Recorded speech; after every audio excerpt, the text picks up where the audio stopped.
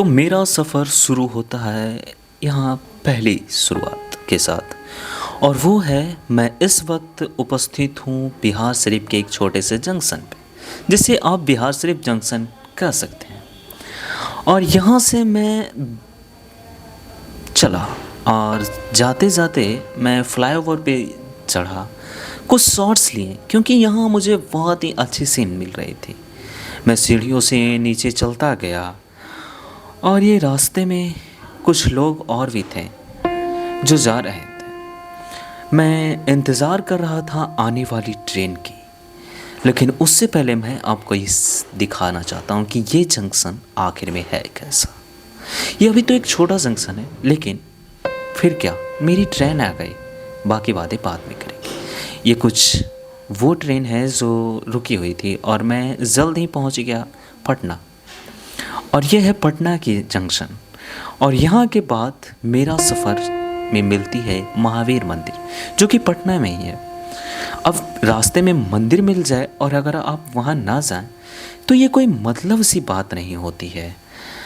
तो उसके लिए मैं चला गया सबसे पहले मंदिर में मैं भगवान की दर्शन किए और फिर वहाँ से रवाना होने के लिए मैं सोच ही रहा था।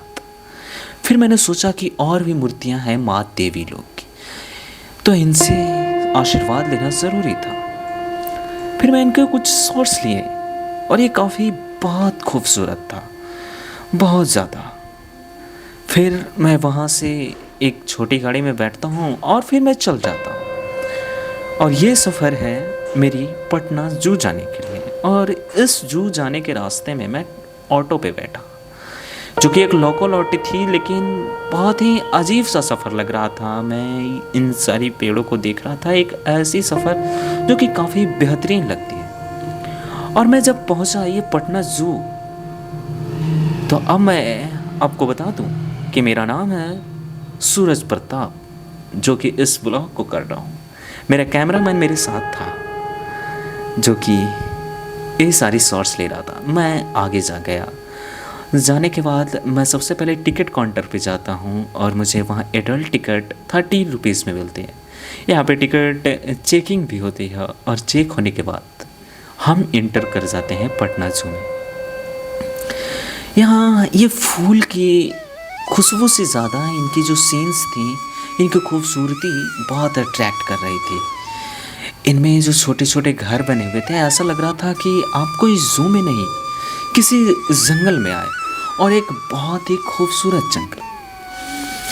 हालांकि हम लोग ऐसे जानते हैं कि ये जू में बहुत जानवर हमें देखने को मिलते हैं, जो कि एक पब्लिक की अट्रैक्शन है, टूरिस्ट अट्रैक्शन है। लेकिन क्या आपने कभी उन जानवरों के बारे में सोचा कि कैसे उनकी ज़िंदगी कैद है किसी को खुशी देने के लिए? क्या आपको लगता है ये सही है? आप ये ज़रूर बताइएगा। मेरे हिसाब से ये सही नहीं है। यहाँ मैंने एक तेंदुआ को देखा जो ये छटपटा रही थी कि काश मैं इस पिंजरे के बाहर होता, मुझे आज़ादी मिलती, पर ऐसा नहीं हुआ। यहाँ आप जैसे ही जाएंगे तो सबसे पहले जो केस रहेंगे, जो पिंजरे रहेंगे, उन नंबरिंग रहेंगे। इसमें लगभग 35 to 36 नंबरिंग तक के रहते हैं।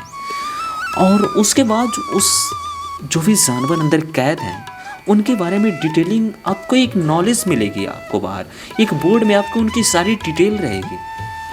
उसके बाद आपको जानवर मिलेगा। इस गुरिल्लो को मैं देखा तो मैं अच्छा नहीं लगा, क्योंकि ये धूप में ऊपर बैठा हुआ था।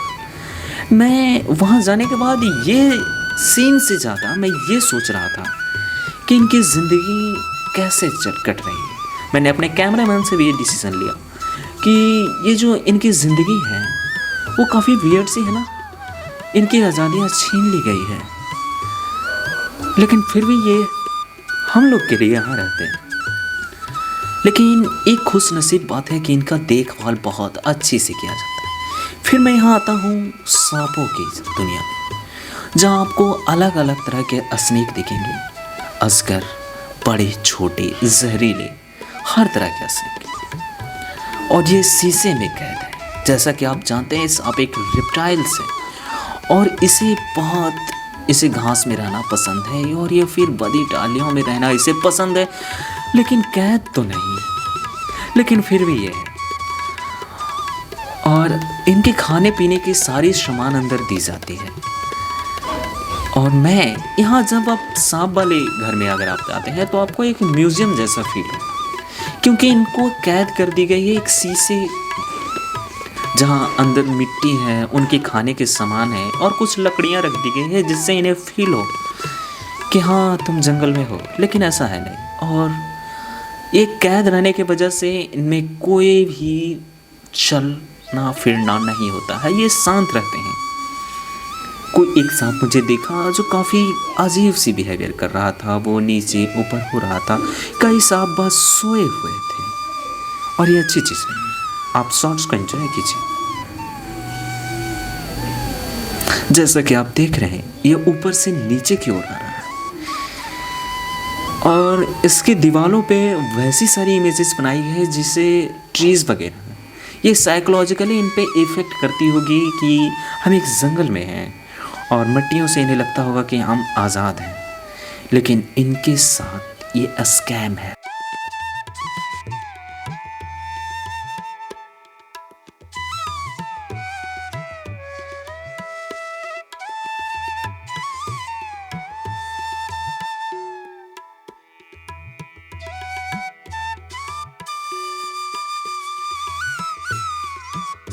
जैसे यहाँ पे आप देख रहे हैं इस सांप को, काफ़ी अजीब है। इस मैं यहाँ देखा और ये ऑस्ट्रिच कितना शांत है ना, जो कि जंगलों में क्या से क्या करता है, अजीब सी बात है। और यहाँ एक ही नहीं 3 से 4 थे, लेकिन सब अलग अलग। मैंने किसी को खेलते नहीं देखा, बस शांत थे, खाना खा रहे थे। यहाँ पे अडॉप्टेड बाई SBI लिखा हुआ है, इसका मतलब क्या है मैं जानता हूँ, लेकिन मेरे अंदर एक कन्फ्यूज़न है, इसलिए मैं आपके साथ शेयर नहीं कर सकता हूँ, क्योंकि गलत नॉलेज प्रोवाइड करना गलत होता है। आप मुझे ज़रूर बताइएगा, क्योंकि आप भी एक हमसे जुड़े हुए सब्सक्राइबर्स हैं। फिर मैं चलता गया, बहुत सारी जीव जंतु दिखा। यहाँ आने वाली कुछ ही पलों में आपको पीकॉक से दर्शन होंगे। ये कौन सी बर्ड है, आप ये सारी चीज़ें कमेंट में बताइएगा। मैं इस ब्लॉग के दौरान बहुत सारे सवाल पूछूंगा जिसमें आपको जवाब देनी है अपने कमेंट सेक्शन में। ये जो चिड़िया थी ये काफ़ी मुझे अजीब लगी, अच्छी लगी। ये घूम रही थी और इस पेड़ में ये अपनी ठोल से मार रही थी, काफ़ी दर्दनाक है। ये खूबसूरत सी चिड़िया इस खूबसूरत दुनिया को नहीं देख पा रही है, कितना अजीब बात है ना। और हम इसे देख रहे हैं। अब कुछ लोग कहेंगे कि मैं इस खूबसूरत दुनिया में इंसान हूँ और इन खूबसूरत चीज़ों को देखने के लिए मुझे जू आनी पड़ती है। तो आप सोच कर देखिए, जिस तरह आपकी ज़िंदगी खुशनसीब है, इनकी भी ज़िंदगी खुशनसीब है क्या?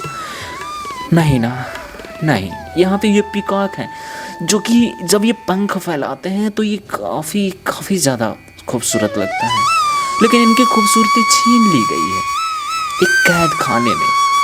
ये बहुत सारी चिड़िया, ये परिंदे हैं जो कि आसमान में उड़ना चाहती है, पर ये नहीं है। हमारा ब्लॉग एक कहानी की तरह लग रहा होगा, आपको इमोशनली अटैक कर रहा होगा, लेकिन मैं बस अगर ये बता दूं कि मैं यहाँ एंजॉय कर रहा था तो आप भी यहाँ एंजॉय करने जाते। लेकिन मेरे ब्लॉग में कुछ खास यही है जो कि आपको एक फीलिंग लेवल से कनेक्ट करेगी।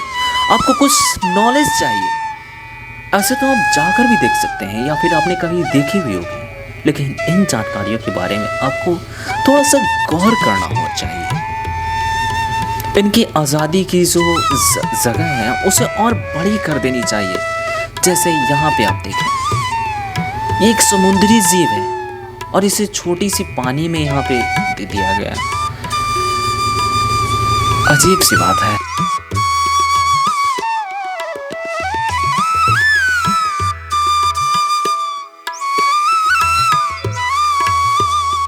मैं थैंक्स कहना चाहूँगा अपने कैमरामैन को जो इतनी अच्छी शॉट्स लिया। वरना मैं अकेले रहता तो क्या मैं शायद सीन एंजॉय कर पाता या फिर मैं इसे शॉट्स ले पाता। कैमरामैन ने बहुत ही अजीब व अजीब शॉट्स लिए जिसमें मेरी फ्रेमिंग बहुत अच्छी की। एक लाइक कैमरामैन के लिए। ये आप देख सकते हैं ज़ेब्रा। ये काफ़ी मुझे सबसे खूबसूरत यही लगा क्योंकि ये बस 2 ही कलर का था लेकिन बहुत ही अजीब था। मैं इसे देखकर बहुत एंजॉय किया। मुझे नहीं लगता है कि मुझे और कुछ बोलने की ज़रूरत है इस ब्लॉग में। मैं यहाँ से एक साउंड दे देता हूँ जिसके बाद आप सारे सीन्स को एंजॉय कीजिए और मिलते हैं आपसे कुछ नए ब्लॉग। इसका मतलब ये नहीं हुआ कि हमारा वीडियो यहाँ पे ख़त्म हो गया, अभी वीडियो बाकी है। आप एंजॉय कीजिए।